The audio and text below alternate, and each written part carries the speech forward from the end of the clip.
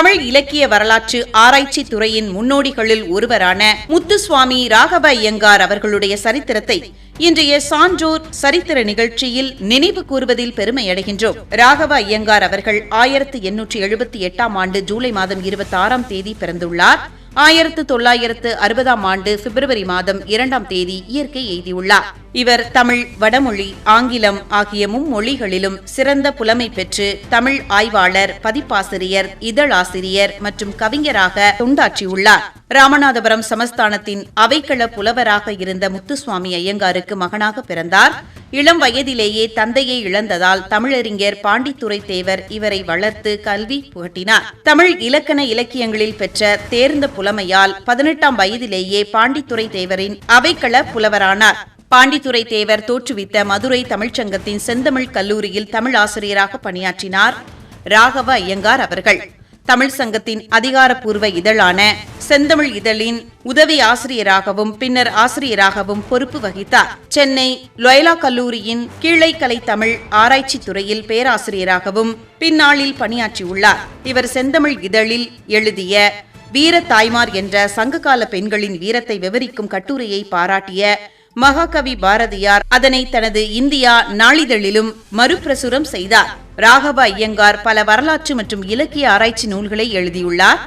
சேரன் செங்குட்டுவன், ஆழ்வார்கள் காலநிலை, சாசன தமிழ்கவி சரிதம், வேளிர் வரலாறு இவை அனைத்தும் ராகவ ஐயங்கார் எழுதிய மிக முக்கியமான வரலாற்று மற்றும் இலக்கிய ஆராய்ச்சி நூல்களாகும். அதேபோல் நரி விருத்தம், சிதம்பர பாட்டியல் மற்றும் திருக்கலம்பகம் உள்ளிட்ட பல்வேறு பழமையான நூல்களையும் உரையுடன் பதிப்பித்துள்ளார். தமிழ் இலக்கிய வரலாற்று ஆராய்ச்சி துறையின் முன்னோடிகளில் ஒருவரான முத்துசுவாமி ராகவ ஐயங்கார் அவர்களுடைய சரித்திரத்தை இன்றைய சான்றோர் சரித்திர நிகழ்ச்சியில் அறிந்து கொண்டதில் மிக்க மகிழ்ச்சி அடைகின்றோம்.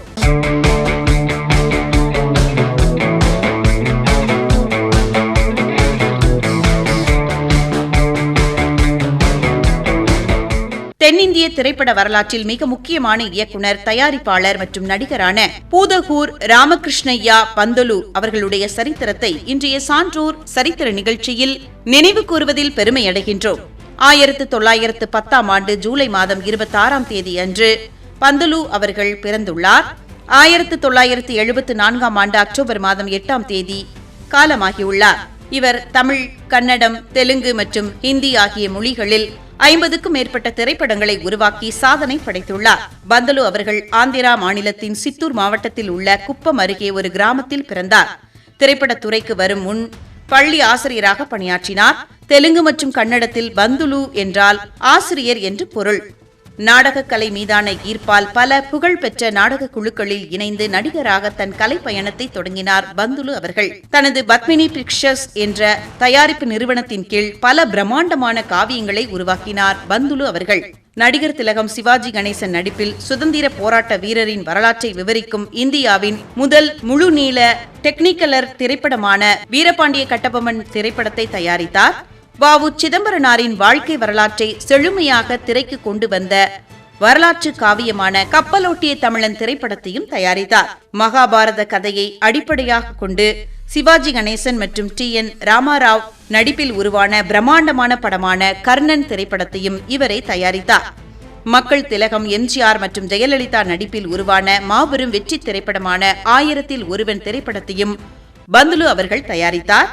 கன்னடம் மற்றும் பிற மொழிகளில் பெரும் சமூக தாக்கத்தை ஏற்படுத்திய சீர்திருத்த திரைப்படமான ஸ்கூல் மாஸ்டர் இத்திரைப்படத்தையும் இவரே தயாரித்தார். இவருடைய படங்கள் சமூக சீர்திருத்தம் மற்றும் தேசபக்தியை மையமாக கொண்டு ஒலித்தன. வீரபாண்டிய கட்டபொம்மன் திரைப்படத்திற்காக ஆப்ரோ ஆசிய திரைப்பட விழாவில் சர்வதேச அங்கீகாரம் மற்றும் விருது கிடைத்தது. கன்னட திரையுலகின் முதல் வண்ணப்படமான ஸ்ரீ கிருஷ்ணதேவராயா திரைப்படத்தையும் இவரே இயக்கி தயாரித்தார். பந்தலு அவர்களுடைய சரித்திரத்தை இன்றைய சான்றோர் சரித்திர நிகழ்ச்சியில் அறிந்து கொண்டதில் மிக்க மகிழ்ச்சி அடைகின்றோம்.